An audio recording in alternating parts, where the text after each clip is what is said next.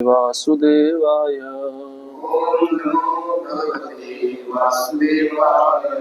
ओम नमो भगवते वासुदेवाय। ओम नमो भगवते वासुदेवाय।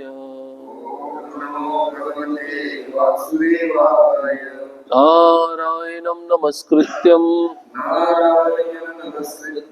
नरं चैव नरोत्तमं देवीं सरस्वतीं व्यासं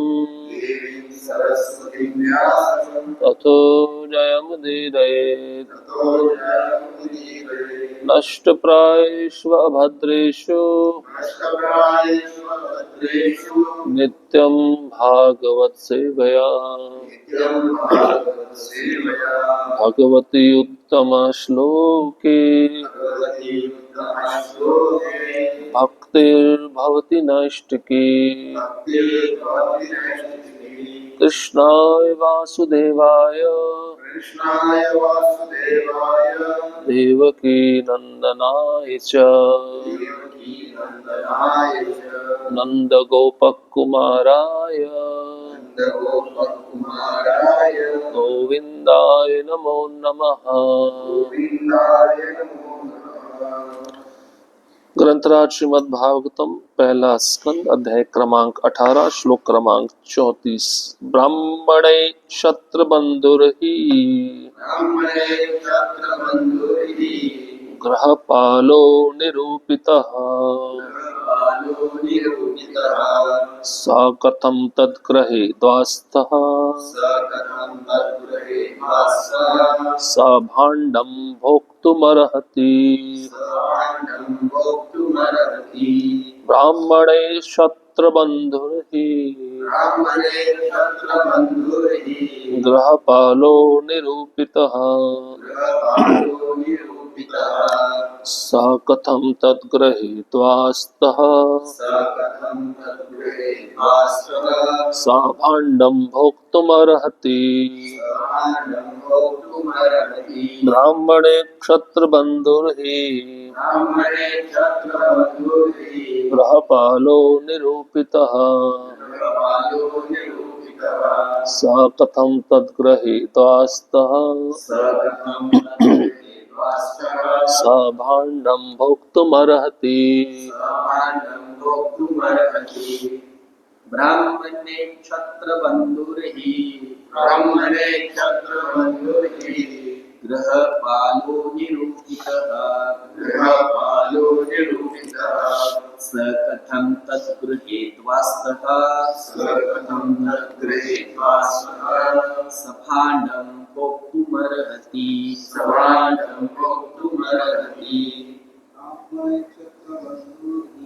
ब्राह्मणे क्षत्रबन्धुर्हि गृहपालो निरूपितः स कथं तद्गृहीत्वास्थः स भाण्डं भोक्तुमर्हति। ब्राह्मणे क्षत्रबन्धुर्हि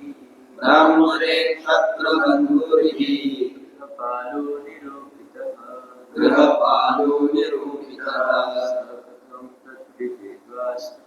स कथं तद्गृहीत्वास्थः स भाण्डं भोक्तुमर्हति। शब्दार्थ ब्राह्मणे ब्राह्मणों द्वारा क्षत्रबंधु क्षत्रियों के पुत्र ही निश्चय ही गृहपालः रक्षक कुत्ते निरूपितः नामधारी सह वह कथम किस बल पर तत्ग्रहे अपने स्वामी के घर में द्वास्तः द्वार पर बैठा स भाण्डम उसी भांडे में भोक्तुम खाने के लिए अर्हति योग्य है। अनुवाद और तात्पर्य हिज डिवाइन ग्रेस एसी भक्ति वेदांत स्वामी शिल प्रभुपाद द्वारा शिल प्रभुपाद की जय। अनुवाद। राजाओं की संतानें निश्चित रूप से द्वार रक्षक कुत्ते नियुक्त हुई हैं और उन्हें द्वार पर ही रहना चाहिए, तो किस आधार पर एक कुत्ते घर में घुसकर अपने स्वामी की ही थाली में खाने का दावा करते हैं? तात्पर्य। अनुभवहीन ब्राह्मण बालक अच्छी तरह जानता था कि राजा ने उसके पिता से पानी मांगा था और उसके पिता ने कुछ जवाब नहीं दिया। उसने एक असभ्य बालक के लिए उपयुक्त अशिष्ट ढंग से अपने पिता की असत्कारशीलता की सफाई देने का प्रयत्न किया। उसे राजा का ठीक से सत्कार न किए जाने का तनिक भी दुख न था। इसके विपरीत वह गलत काम को कलयुग के ब्राह्मणों की भांति लाक्षणिक ढंग से वैध ठहरा रहा था। उसने राजा की तुलना दरवाजे के कुत्ते से की। अतएव राजा के लिए ब्राह्मण के घर में घुसकर उसी पात्र से जल मांगना अनुचित था। कुत्ते को स्वामी ही पालता है, लेकिन इसका यह अर्थ नहीं होता कि वह स्वामी की थाली में खाएगा और पिएगा। यह झूठी प्रतिष्ठा की मानसिकता ही पूर्ण सामाजिक व्यवस्था के पतन का कारण है, और हम यह देख सकते हैं कि इसका सूत्रपात एक अनुभव शून्य ब्राह्मण बालक ने किया था। जिस प्रकार कुत्तों को कमरे तथा चूल्हे चौके में नहीं घुसने दिया जाता, भले स्वामी ने ही कुत्ता पाल रखा हो, उसी प्रकार श्रृंगी के अनुसार राजा को कोई अधिकार नहीं था कि वह श्रमिक ऋषि के घर में घुसता। बालक के मत से राजा ही गलती पर था, उसका अपना पिता नहीं, और इस तरह उसने अपने शांत रहने वाले पिता को न्यायपूर्ण ठहराया। ओम अज्ञानतिमिरन्धस्य ज्ञानञ्जनशलाकया चक्षुरुन्मिलितं येन तस्मै श्रीगुरुवे नमः। श्रीचैतन्यमनोभीष्टं स्थापितं येन भूतले स्वयं रूपः कदा मह्यं ददाति स्वपदान्तिकम्। वन्देऽहं श्रीगुरोः श्रीयुतपदकमलं श्रीगुरुन् वैष्णवांश्च श्रीरूपं साग्रजातं सहगणा रघुनाथान्वितं तं सजीवं साद्वैतं सावधूतं परिजनसहितं कृष्णचैतन्यदेवं श्रीराधा कृष्णपादान् सहगणा ललिता श्रीविशाखान्वितांश्च। हे कृष्ण करुणा सिंधु दीनबंधो जगत्पते गोपेश गोपिका कांत राधा कांत नमस्तुते। तप्त कांचन गौरांगी राधे वृंदावनेश्वरी विश्वभानुसुते देवी प्रणमामि हरिप्रिये। वाञ्छाकल्पतरुभ्यश्च कृपा सिन्धुभ्य एव च पतितानां पावनेभ्यो वैष्णवेभ्यो नमो नमः। नमो महावदन्याय कृष्णप्रेमप्रदायते कृष्णाय कृष्णचैतन्य नामिने गौरत्विषे नमः। नमः ओं विष्णुपादाय कृष्णपृष्ठाय भूतले श्रीमते भक्तिवेदांत स्वामिन्निति नामिने। नमस्ते सारस्वती देवे गौरवाणी प्रचारिणे निर्विशेष शून्यवादी पाश्चात्य देशतारिणे। जय श्री कृष्ण चैतन्य प्रभु नित्यानंद श्री अद्वैत गदाधर श्रीवासादि गौर भक्तवृंद। हरे कृष्णा कृष्णा कृष्णा हरे हरे, हरे राम राम राम हरे हरे। हरे कृष्णा। उपस्थित सभी वैष्णवों के चरणों में कृपा की याचना चाहता हूँ। मुझे अनुमति दीजिए इस भागवतम के श्लोक में कुछ कह सकूं, विशेषतः अपने शुद्धिकरण के लिए। इस अध्याय का शीर्षक है ब्राह्मण बालक द्वारा महाराज परीक्षित को शाप। तो यहाँ पे हम देख सकते हैं जो ब्राह्मण है उसका वाणी कैसा है। शमीक ऋषि के पुत्र श्रृंगी कितने कठोर शब्दों का प्रयोग कर रहे हैं। क्यों कर रहे हैं? अपने पिता का अपमान होते हुए देखा। तो ब्राह्मण का एक गुण होता है सहनशीलता, दूसरों पे दया करना और सहनशील होना। लेकिन इन शब्दों से लगता नहीं है कि श्रृंगी सहनशीलता रखे हैं अपने हृदय में। जो राजा परीक्षित है उसकी तुलना द्वार पे रहने वाले कुत्ते से कर रहे हैं। वो कहना चाह रहे हम ही उपदेश देते हैं राजाओं को और ये हमारे घर में घुसकर हमारे ही बर्तन में खाना चाहते हैं। जबकि राजा, भगवत गीता में आपने सुना होगा, भगवान कहते हैं मेरा प्रतिनिधि है। जैसे मेरा सम्मान होता है ऐसे उसका राजा का सम्मान होना चाहिए।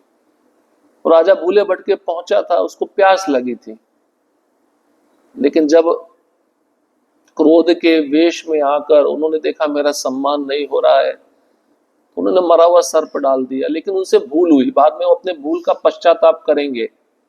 लेकिन इतने कठोर शब्दों का प्रयोग श्रृंगी को नहीं करना चाहिए था। प्रभुपाद जी कहते हैं यहीं से कलयुग प्रारंभ हुआ। जो ब्राह्मण जाति है इसे नष्ट होनी शुरू हो गई। ये पतन हो गया ब्राह्मण संस्कृति का, इस श्रृंगी ने शुरू किया। तो अभी आप वर्तमान में कलयुग में ब्राह्मण देखते ही हो, निम्न से निम्न स्तर होते जा रहे हैं। वो कह रहा है कि जो राजा होते हैं मतलब क्षत्रिय होते हैं, ये ब्राह्मणों के द्वार के रक्षक होते हैं और उनको कुत्ता माना गया है। और उन कुत्तों को द्वार पे ही रहना चाहिए, अंदर नहीं आना चाहिए। पर इस राजा ने क्या किया, ये हमारे घर में घुस गया, हमारी कुटिया में घुस गया और हमारी थाली में खाने का दावा कर रहा है। एक जो वाणी होती है ना, वाणी एक संबंध को मधुर भी बना सकती है और वाणी उस संबंध को खत्म भी कर सकती है। तो यह वाणी का महत्व है। इतने कठोर शब्द कभी भी प्रयोग नहीं करना चाहिए। अब जब ब्राह्मण में गुण ही नहीं है तो ब्राह्मण नहीं कहलाया जा सकता। बाद में शमीक ऋषि समझाएंगे कि तुमने बहुत बुरा किया, बल्कि वो सोच रहा है मैंने ठीक किया क्योंकि मेरे पिता का अपमान हुआ है, मैं बदला लिया हूं। बदले की भावना ब्राह्मण में नहीं होती, वैष्णव में तो भूल ही जाओ। ब्राह्मण के अंदर भी बदले की भावना नहीं होनी चाहिए। वो सोच रहा है मैंने बदला लिया अपने पिता के अपमान का, तो मैंने बहुत अच्छा किया। प्रभुपाद जी तात्पर्य में लिखते हैं ये जो श्रृंगी था ये अनुभवहीन था। तो आजकल के ब्राह्मण तो अनुभवहीन ही है और अपनी संस्कृति को भी नष्ट कर चुके हैं। और ये जानता था कि उस राजा ने आकर मेरे पिता से पानी मांगा था और पिता ध्यान में लीन थे, उनको पता नहीं था कोई राजा आया है, तो उन्होंने पानी नहीं दिया। चलो, इनके पिता ने कोई कर्तव्य नहीं किया, एक अतिथि के रूप में राजा आया था, उसका सम्मान होना चाहिए, लेकिन तुम्हें तो अपनी मर्यादा नहीं तोड़नी चाहिए थी ना। जैसे पहले भी सुना, टिट फॉर टैट, जैसे को तैसा। इसने मेरे साथ ये व्यवहार किया तो मैं उसके साथ उससे दुगना व्यवहार करूंगा। तो श्रृंगी क्या कर रहा है, एक असभ्य बालक है और अपनी सफाई देने का प्रयत्न कर रहा है कि मैं जो कर रहा हूं बिल्कुल ठीक कर रहा हूं। प्रभुपाद जी लिखते हैं अपने पिता की असत्कारशीलता, सत्कार नहीं हुआ था ना, उसके पिता सत्कार नहीं कर पाए थे राजा का, तो अपने पिता की असत्कारशीलता की सफाई देने का प्रयत्न कर रहा है। जैसे कोई व्यक्ति कोई गलत काम करे तो झूठ बोलता है ना सफाई देने के लिए, मैंने ऐसा नहीं किया, आप उसको जाके पूछो। इसको कहते हैं सफाई देना, कि मेरे पास कोई सबूत है। तो वो सफाई दे रहा है अपने पिता की असत्कारशीलता पर। और राजा का सत्कार नहीं हुआ था, इसका उसको तनिक भी दुख नहीं था। बोलता ना, एक वैष्णव का गुण होता है पर दुख दुखी। दूसरे के दुख को देखकर वो वैष्णव दुखी हो जाता है ना।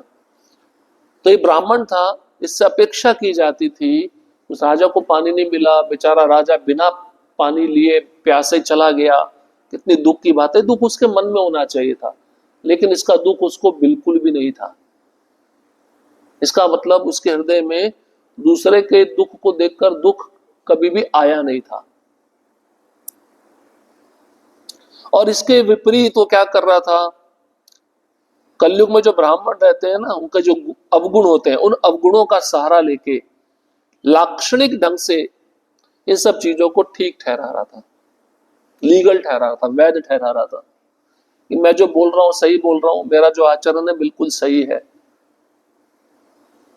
कभी कभार आप देखते हो ना, कर्मकांडी ब्राह्मण को अपने घर में कोई अनुष्ठान के लिए बुलाता है, उस ब्राह्मण के मन में होता है कि आज मुझे इतनी दक्षिणा मिलेगी, लेकिन जब उसको अपने क्रिया के अनुसार दक्षिणा नहीं मिलती तो उसको क्रोध आ जाता है ना। तो फिर वो देता है, फिर वो बोलता है, अरे मैं इतना पैसा चाहता था, मुझे इतना ही दे रहे हो, तो आपको मुझे इतना देना पड़ेगा। वो सोचता है जितना मैं डिमांड कर रहा हूँ वो लीगल है, वो वैध है, जबकि वो वैध नहीं है, गलत है। ब्राह्मण डिमांड नहीं कर सकता। ब्राह्मण को जो मिले उसमें उसको संतुष्ट रहना चाहिए। ब्राह्मण अगर डिमांड करने लगा तो शूद्र है। उसने राजा की तुलना दरवाजे के कुत्ते से की। अतएव राजा के लिए ब्राह्मण के घर में घुसकर उसी पात्र से जल मांगना अनुचित था। लेकिन राजा का सम्मान भी तो होना चाहिए ना। अब आप सोचिए, यहाँ पे कितने कठोर शब्दों का प्रयोग हो रहा है। आज के जमाने में हम किसी भक्त को कुछ बोल भी नहीं सकते। अगर ऐसे शब्दों का प्रयोग करेंगे तो कौन रहेगा आश्रम में। बोलेंगे तुम संभालो अपनी गद्दी, हम चलते हैं बाहर।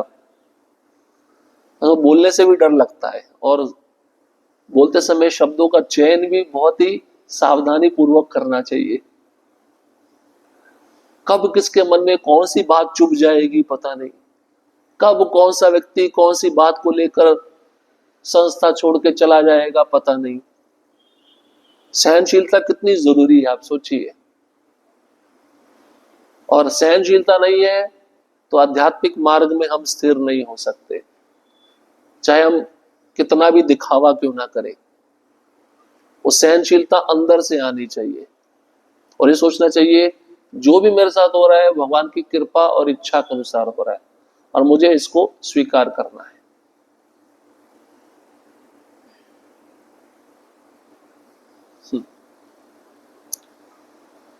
तो ये ब्राह्मण के अंदर झूठी प्रतिष्ठा की मानसिकता थी।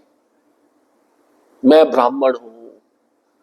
कुंती महारानी भी कहती है ना, हे कृष्ण, आपको 4 प्रकार के लोग प्राप्त नहीं कर सकते जो ऊंचे कुल में जन्मे हैं। ऊंचे कुल मतलब ब्राह्मण कुल, जो ऊंची शिक्षा प्राप्त किए हैं, है ना, जो धनवान है, और जो ज्यादा क्या कहते हैं, ऊंची शिक्षा, धन और सौंदर्य, जो बहुत सुंदर है, शरीर उनका बहुत सुंदर है, सौंदर्य है, तो इनको बहुत गर्व होता है इन वस्तुओं पर। ये लोग आपको प्राप्त नहीं कर सकते। तो हम अकिंचन गोचरा, आप अकिंचनों के हैं। जो दरिद्र हैं, जिनके पास धन नहीं, आप उनके हैं। कौन से धन की बात कर रही है कुंती महारानी। चलो संसार का धन नहीं है वो तो ठीक है, लेकिन जो आध्यात्मिक गुण है ये सबसे बड़ा धन है। जो इस धन को प्राप्त करके आपको पाने का प्रयास करता है वो आपको प्राप्त कर जाता है।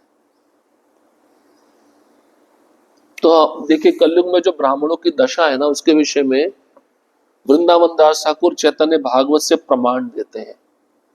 ये सबको सुनना चाहिए। कृष्ण जब आए थे उन्होंने बहुत सारे असुरों का वध किया था, है ना। लेकिन कुछ असुर ऐसे थे जो रह गए थे। तो वही असुर जो रह गए थे, जिनको भगवान कृष्ण सदगति प्रदान नहीं कर पाए थे, वही असुर कलयुग में ब्राह्मणों के घर में जन्म लिए। ये प्रमाण यहाँ पे दिया जा रहा है। और ये असुर ही है जो दूसरों से ईर्ष्या रखते हैं। किस कारण से ईर्ष्या रखते हैं? मैं ऊंचे कुल में जन्मा हूं, ये निम्न जाति का है, ये शूद्र है। इसलिए आप देखिए, अगर किसी तथाकथित ब्राह्मण से आप मिलेंगे और आप बोलेंगे ना, मैं इस्कॉन से आया हूं, इस्कॉन की संस्था से जुड़ा हूं, गुस्सा हो जाएगा, क्रोधित हो जाएगा।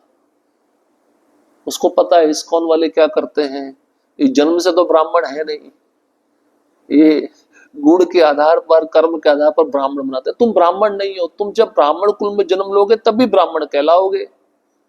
ये कहाँ लिखा है? शास्त्र तो इसके विपरीत बोल रहा है। तुम देखिए, वृंदावन दास ठाकुर कहते हैं, यही सकल राक्षस ब्राह्मण नाम मात्र, यही सब लोक यम यातनार पात्र। कलयुगे राक्षस सकल विप्र घरे, जन्म बेक सूजनेर हिंसा करी बारे। ए सब विप्रेर स्पर्श कथा नमस्कार, धर्मशास्त्र सर्वथा निषेध करिवार। चैतन्य भागवत आदि लीला श्लोक क्रमांक 16वां अध्याय श्लोक क्रमांक 299, 300 और 302 प्रमाण बता रहे। क्या कहते हैं? भजन विहीन ब्राह्मण नाम मात्र के ब्राह्मण है। तो ये श्रृंगी जो था, ये ब्राह्मण तो था लेकिन वैष्णव नहीं था। वैष्णव कौन होता है? जो हमेशा भगवान की सेवा में नियुक्त रहता है। तो ये बाहर खेल रहा था।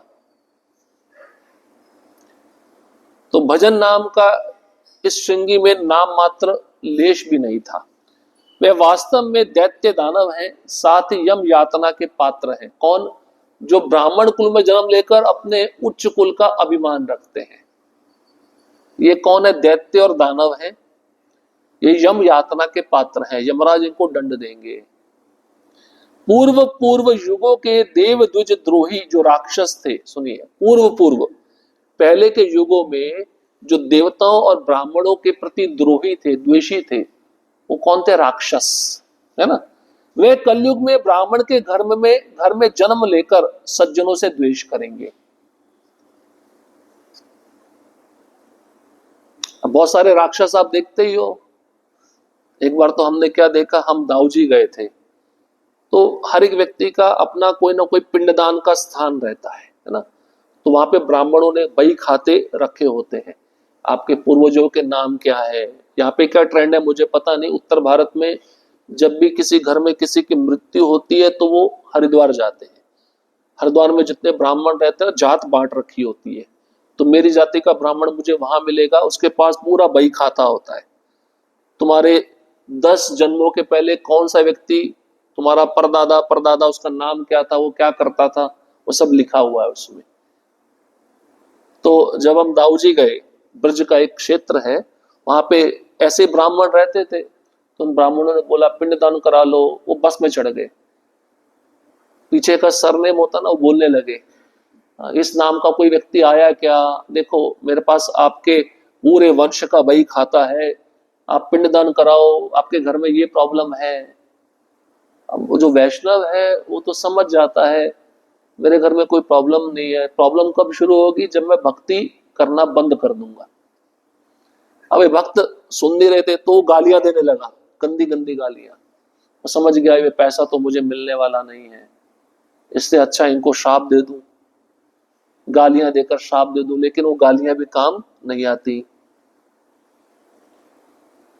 ऐसे ब्राह्मणों को स्पर्श करना, सुनिए, जो ब्राह्मण कुल में जन्म लिए हैं, जिनको ब्राह्मण होने पर बहुत गर्व है, ऐसे लोगों को छूना, प्रणाम करना, उनसे बात करना धर्म शास्त्रों में निषेध बताया गया है। मतलब उनको छूना भी नहीं चाहिए, उनको देखना भी नहीं चाहिए, उनसे बातचीत भी नहीं करनी चाहिए। धर्मशास्त्र ये बता रहा है, क्योंकि ये भगवान के भजन से विहीन है, ये भगवान की भक्ति में नहीं लगे हुए, नाम के ब्राह्मण हैं।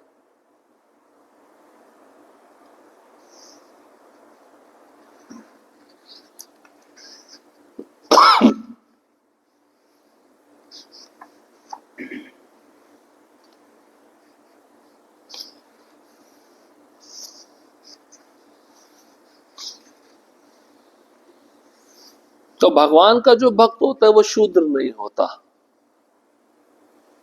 लेकिन जो ब्राह्मण अपने ब्राह्मणत्व पे गर्व करता है, उसके विषय में अत्रि संहिता में लिखा है। जैसे श्रृंगी गर्व कर रहा ना, मैं ब्राह्मण हूं, ये राजा तो कुत्ते के समान था, है ना, गर्व। तो गर्व के विषय में देखिए अत्रि संहिता में लिखा है, जो ब्राह्मण अपने पे गर्व करता है उसके बारे में क्या बताया गया है।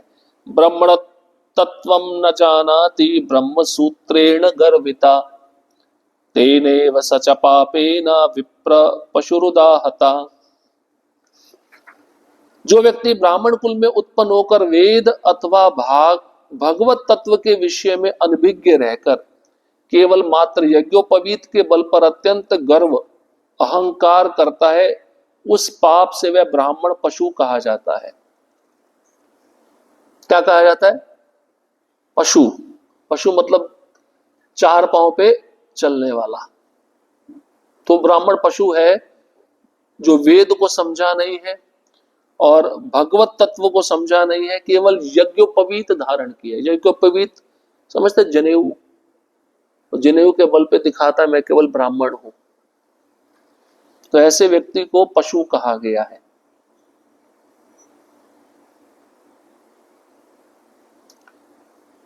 यथा काष्ठमयो हस्ति यथा चर्मम ययो मृगा यष्ट विप्रो अधियानस्त्रयस्ते नाम विभ्रति।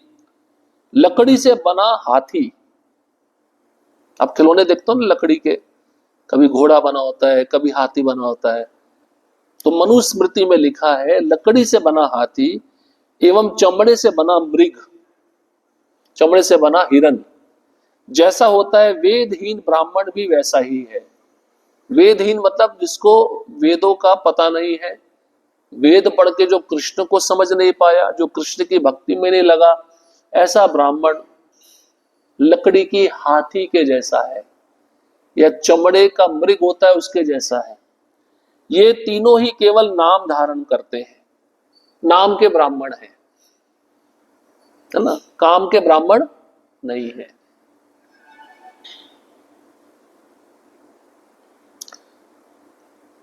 यो अनधित्येतुजो वेदम अन्यत्र कुरुते श्रमम सजीवनेव शूद्रत्वम आशु गच्छति सान्वया। जो ब्राह्मण वेदाध्ययन ना करके अर्थात ब्रह्मज्ञ होने का प्रयास ना कर अन्य विषयों में लाभ, पूजा, प्रतिष्ठा आदि भगवत भिन्न विषयों में परिश्रम करते हैं, वे अपनी जीवित अवस्था में ही सवंश शूद्रत्व को प्राप्त होते हैं। मतलब जो ब्राह्मण भगवान की सेवा नहीं कर रहा और ब्रह्मज्ञ होने का प्रयास नहीं कर रहा है, ब्रह्मज्ञ मतलब ज्ञान, जो ब्राह्मण से संबंधित ज्ञान होता है, गुण होता है, उसको अर्जित नहीं किया हुआ, ऐसा ब्राह्मण कौन से विषयों में लगता है? लाभ, पूजा, प्रतिष्ठा। जो ब्राह्मण इनमें लगा हुआ है। पहले के ब्राह्मण कैसे होते थे? अब देखिए सुदामा ब्राह्मण थे ना, उनके शरीर पे वस्त्र कैसे थे? बहुत गरीब। तो इसका मतलब क्या? ब्राह्मण को तपस्या करनी चाहिए। तपस्या का मतलब क्या है? सादे वस्त्र डालने चाहिए, टिप टॉप नहीं डालना चाहिए। टिप टॉप समझते हैं? चमकदार, छैल छबीले, मटका सिल्क का कुर्ता, ये ब्राह्मण के गुण नहीं है। सरल वस्त्र होने चाहिए, सादे वस्त्र होने चाहिए। जब रजोगुनी वस्त्र को कोई देखता है ना तो बहुत जल्दी आंखें टिक जाती है, चमचमाहट। सादा वस्त्र होगा तो व्यक्ति सत्वगुण में रहेगा, चमचमाता वस्त्र होगा तो व्यक्ति रजोगुण में रहेगा। रजोगुण में आकांक्षा, तृष्णा, लोभ, इच्छा, ये सब बैठी रहती है। आजकल के ब्राह्मणों में ये सब चीजें हैं। तो ऐसे ब्राह्मण जो ब्रह्मज्ञ को प्राप्त नहीं किए हैं, गुणों को प्राप्त नहीं किए हैं, वेद नहीं पढ़े हैं, वेदों को पढ़कर कृष्ण को नहीं समझे हैं, ऐसे ब्राह्मण लाभ, पूजा, प्रतिष्ठा के लिए श्रम करते हैं, मेहनत करते हैं। वे अपनी जीवित अवस्था में, जीवित रहते हुए अपने पूरे वंश को शूद्रत्व प्रदान करते हैं, शूद्र है मतलब वो तो शूद्र है ही, साथ में पूरा वंश भी शूद्र कहलाता है। इसलिए बोलते हैं ना, कलयुग में कोई भी ब्राह्मण नहीं है, सभी कौन है? शूद्र है। कलो शूद्र संभव। ब्राह्मण सतयुग में होते थे, सभी ब्राह्मण होते थे, एक ही वर्ण, और कलयुग में भी एक ही वर्ण है, शूद्र, बिल्कुल ब्राह्मण का विपरीत।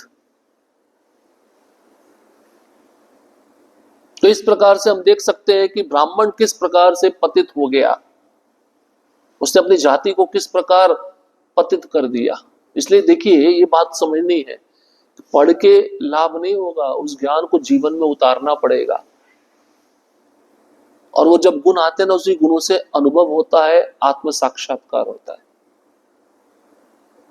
इसलिए बताते हैं, सैफरन पहनने से वैराग्य नहीं आएगा, वैराग्य आपको मन से लाना होगा, विषयों से दूर रहकर। इसलिए आप देखिए, हमारे इस्कॉन में कुछ आचार्य हैं जिन्होंने ब्राह्मण दीक्षा देना बंद कर दिया है। पता है क्यों किया बंद? क्योंकि उनका कहना बिल्कुल सही है। वो कह रहे हैं कि जब ब्राह्मण गुणी नहीं है तो ब्राह्मण दीक्षा देके क्या फायदा? भाई पहले शिक्षा होनी चाहिए, फिर दीक्षा होनी चाहिए। अब शिक्षा तो हुई नहीं, आप दीक्षा ले लोगे तो क्या होगा? शिक्षा आपको मिली नहीं है, किसी कंपनी में आप गए, ट्रेनिंग तो लिया नहीं है, और आपको पद पे बिठा दिया, क्या होगा? वो काम उल्टा सीधा करेगा। कोई चीज यहाँ पे है। और इस संस्था में भी कई ब्राह्मण हैं जो ब्राह्मण दीक्षा लेकर गर्वित तो होते हैं, नाम के लिए भक्ति शास्त्री करते हैं। एक बार जब मैं भक्ति शास्त्री कर रहा था तो परम पूज्य भक्ति धीर दामोदर महाराज थे, वो कह रहे थे, कई भक्त हमने ऐसा देखा है ब्राह्मण दीक्षा लेने के लिए भक्ति शास्त्री करते हैं, और जब सर्टिफिकेट मिल जाता तो गले में टांग कर घूमते हैं, देखो हम भक्ति शास्त्री हैं, अब हमें ब्राह्मण दीक्षा मिलनी चाहिए। योग्यता के अनुसार नहीं प्राप्त कर रहे ब्राह्मण दीक्षा, शिक्षा के अनुसार ब्राह्मण दीक्षा प्राप्त नहीं कर रहे, वो जो डिग्री ली है उसके आधार पर प्राप्त कर रहे हैं। और क्या होगा? जब कोई एक कागज के टुकड़े के बल पर कोई महान पदवी प्राप्त करना चाहता है तो उस पदवी का वो दुरुपयोग करता है। तो यहाँ पे श्रृंगी जो था, शमिक ऋषि का पुत्र था। हाँ ठीक है, ब्राह्मण कुल में जन्मा था, लेकिन आचरण कैसा है? शूद्रों जैसा।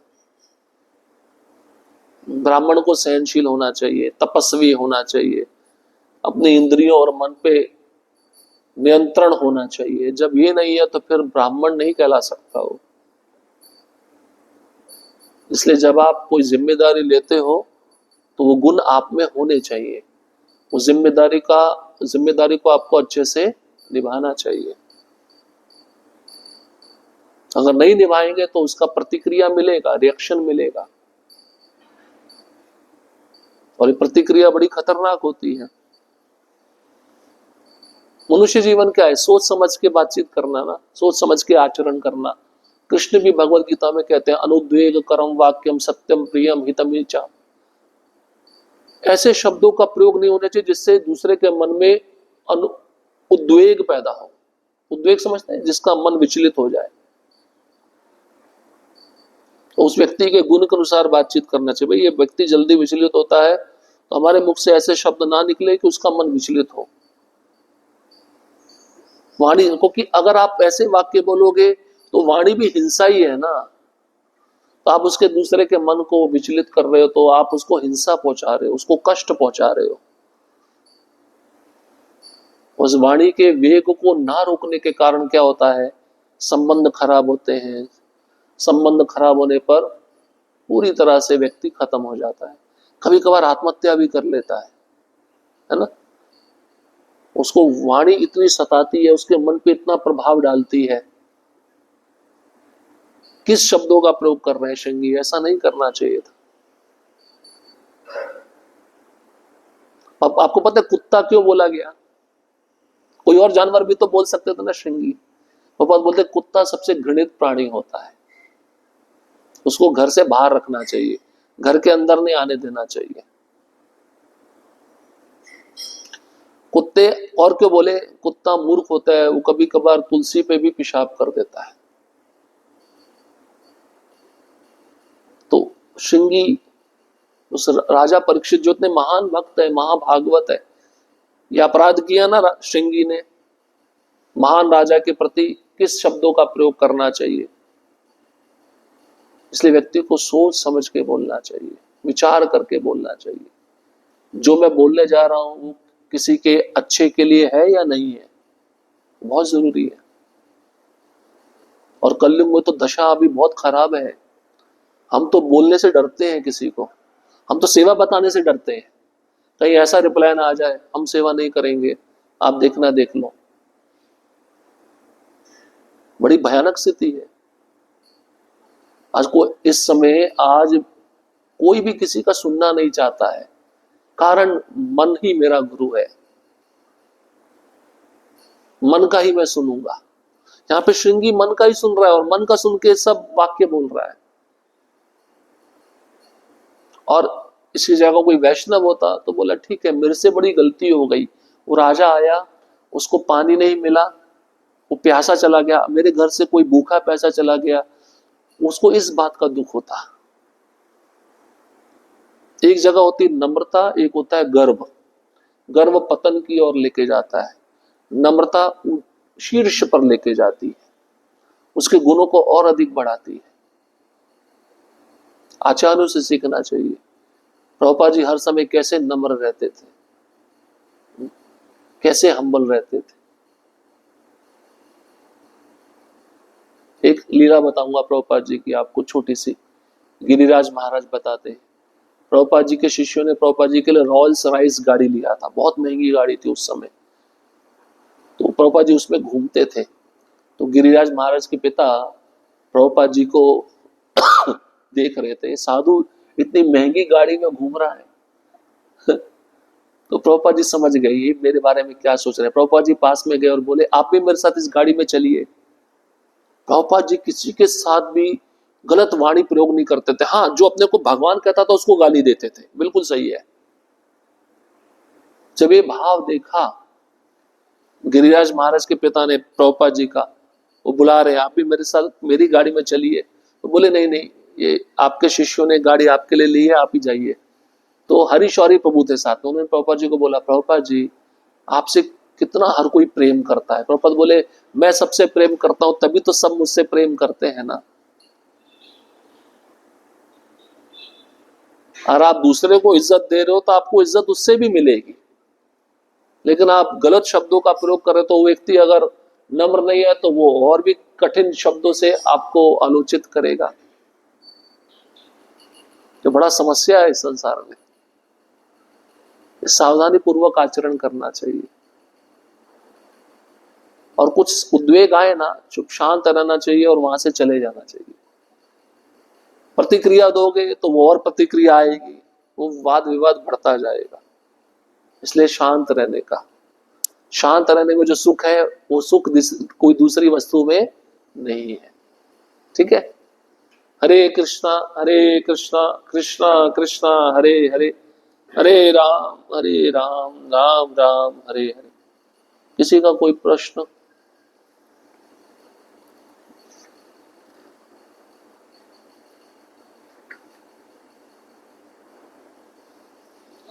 ग्रंथराज श्रीमद् भागवतम की जय। श्रील प्रभुपाद की